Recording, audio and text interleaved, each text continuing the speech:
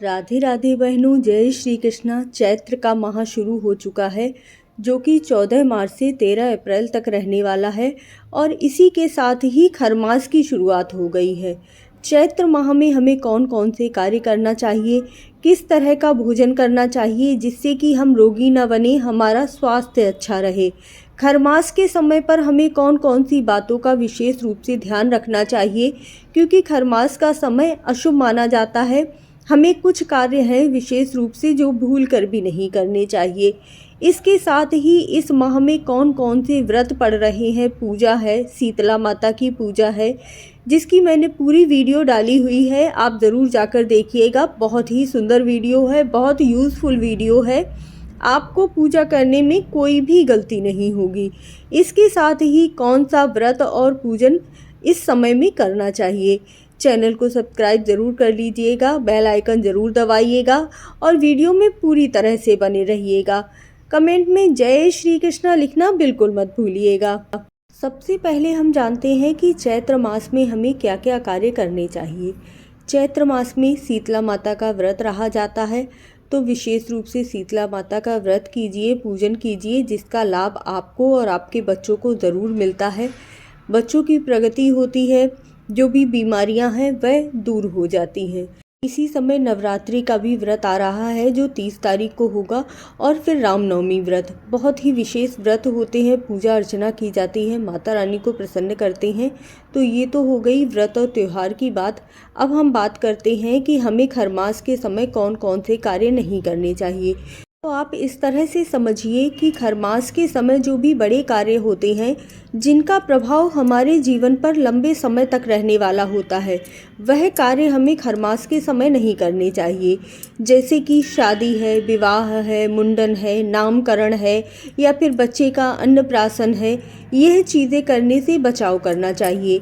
अब जैसे बच्चे का अन्नप्राशन है तो वह आप नवरात्रि के समय कर लीजिए, तो उसका प्रभाव कम हो जाता है, क्योंकि माता रानी के जो दिन है ना वो बहुत ही शुभ माने जाते हैं। इसी तरह से बच्चे का नामकरण भी शुभ समय पर ही किया जाता है, लेकिन ये नियम भी है कि 11वें दिन ही बच्चे का नामकरण करना होता है, तो आप वह कार्य कर सकते हैं।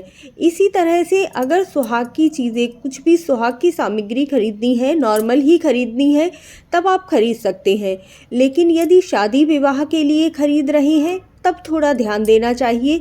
अगर पहले से ही खरीदारी करते हुए आ रहे हैं तो कोई बात नहीं है, लेकिन शुरुआत आपको यह खरमास के समय में नहीं करनी चाहिए।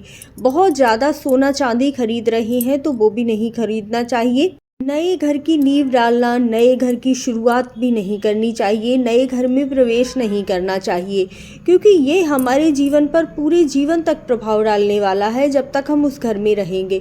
तो इसीलिए इस तरह के कार्य बिल्कुल नहीं करने चाहिए। यहाँ तक कि अगर आप किराए के घर में भी जा रहे हैं तब भी इस समय का बचाव कर लेना चाहिए, थोड़ा सा आगे करके, और फिर आप नए घर में प्रवेश कर लीजिएगा।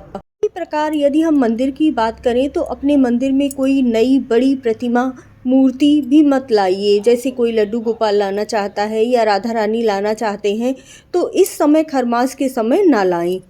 अब हम बात करते हैं व्रत, पूजा, उद्यापन आदि के बारे में। तो देखिए, जो भी व्रत करना चाहते हैं वह व्रत की शुरुआत यह खरमास के समय नए व्रत की शुरुआत नहीं करनी चाहिए। अगर आप पुराना पहले से व्रत रहते हुए आ रहे हैं तो कोई बात नहीं है।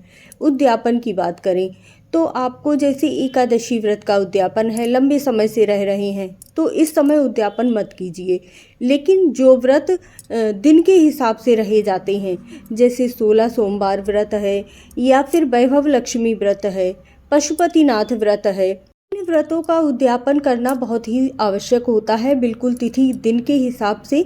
तो इन व्रतों का उद्यापन कर लीजिए। लेकिन जैसे एकादशी वगैरह का व्रत है, प्रदोष का व्रत है, साप्ताहिक व्रत है, तो उनका उद्यापन अभी मत कीजिए, शुभ समय आने पर कर लीजिएगा। अगर बच्चे का नया एडमिशन करवाना है तो खरमास के समय मत करवाइए, क्योंकि वह लंबी पढ़ाई करने वाला है जिससे कि उसका उज्जवल भविष्य बनेगा। तो थोड़ा सा ये खरमास का समय आगे बढ़ जाने के बाद करवाइएगा। अब हमें चैत्र मास में कौन कौन से कार्य करने चाहिए या खरमास के समय पर हमें कौन कौन से कार्य करने चाहिए। तो देखिए, इस समय नवरात्रि आती है, रामनवमी आती है, बहुत से व्रत और त्यौहार हैं, एकादशी है, पाप मोचनी एकादशी है, तो ये सभी व्रत आपको करने हैं। रामचरितमानस का पाठ करना है, सुंदरकांड का पाठ करना इस समय बहुत ज़्यादा शुभ माना जाता है, तो ये सभी पाठ कर सकते हैं। दुर्गा सप्तशती का पाठ कीजिएगा, दुर्गा माता के नामों का जाप कीजिएगा।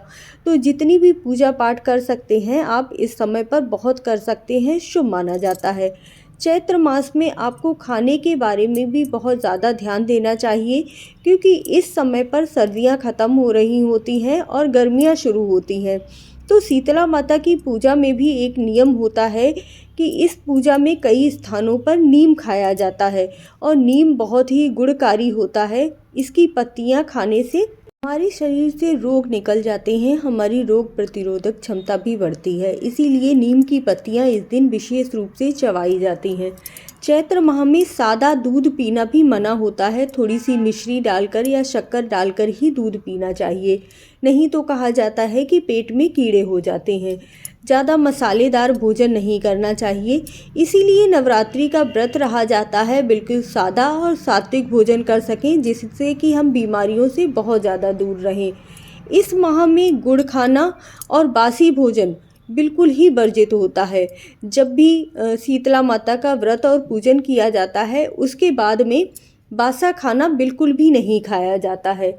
इसके साथ ही खट्टे फल खाना, यह परंपरा होती है कि शीतला माता को वसौड़ा यानी कि बासा भोजन अर्पित करने के बाद में बासा भोजन बिल्कुल भी नहीं खाना चाहिए और खट्टे फल भी नहीं खाने चाहिए।